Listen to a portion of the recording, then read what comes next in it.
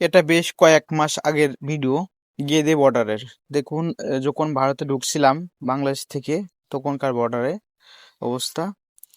তো কিছুদিন আগে যথেষ্ট ভিড় ছিল, এখন একদমই ফাঁকা। আমি গিয়েছিলাম কয়েকদিন আগে। তো অনেকেই দেখে না। খুব মিস করি এই বর্ডার দিয়ে ঢুকেছিলাম। দেখুন, গেদে স্টেশন। এখান থেকেই ট্রেনে করে আপনি কলকাতার উদ্দেশ্যে অনেকেই যায়। খুব সহজেই গেদে বর্ডার দিয়ে কলকাতা যাওয়া যায়। অনেকেই এই বর্ডারের এই সুবিধার কারণে আসে, অনেকের এলাকার মধ্যে, তাই এই বর্ডার দিয়ে আসে। বিশেষ করে বেনাপোল বর্ডার দিয়ে বেশি লোক যায়, এই বর্ডার দিয়ে তবু অনেক যথেষ্ট লোক যায়। তো খুব ভালো, শুনশান ছিল। তো এখনো ফাঁকা অনেকটাই, মানে ভিসা, যখন মেডিকেল ভিসা নিয়েই যাওয়া কিছুদিন আগে, বেশ কয়েক মাস আগে, তো অনেকটাই ফাঁকা ছিল। দেখতেই পাচ্ছেন, বর্ডারে লোকজন নেই, স্টেশনেও লোক নেই। খুব দ্রুতই কাজ হয়েছিল। অনেক মিস করি, অনেক কয়েক মাস যাওয়া হয় না। কত গিয়েছি এই বর্ডার দিয়ে।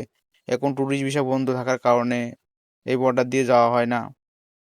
এখন অনেকেই বেনাপোল বর্ডার দিয়ে যায়, এই বর্ডার দিয়ে যায় না। মেডিকেল ভিসা নিয়ে দুই একজন যায়, আর যায় না এই বর্ডার দিয়ে। বর্তমানে খুবই ফাঁকা। দেখুন, কয়েক মাস, আর এখন তো বেশি বেশি ফাঁকা। তো অনেকেই ট্যুরিস্ট ভিসার জন্য ওয়েট করে আছে।